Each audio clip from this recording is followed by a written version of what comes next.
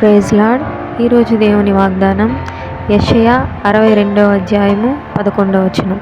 ఇదిగో రక్షణ నీ యొద్దకు వచ్చుచున్నది, ఇదిగో ఆయన ఇచ్చు బహుమానము ఆయన యొద్దనే ఉన్నది, ఆయన ఇచ్చు జీతము ఆయన తీసుకొని వచ్చుచున్నాడు. ఆమేన్.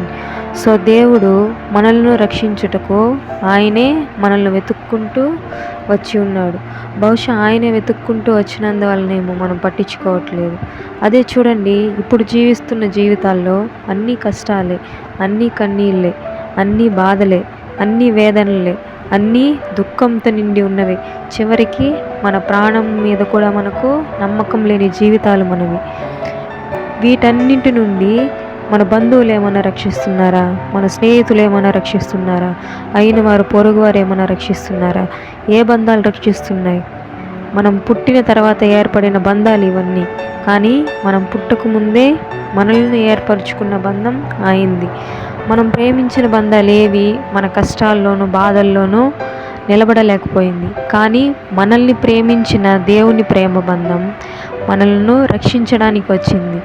ఇందులో ఆయన మనకిచ్చు బహుమానం ఏందో తెలుసా? ఆయన రక్షణ మార్గం.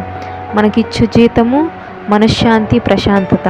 సో ఆయన యొద్ద ఉండే రక్షణ మార్గాన్ని చేరుకొని ఆయన ఇచ్చు జీతమును, మనశ్శాంతిని, ప్రశాంతతను అంగీకరిద్దాం.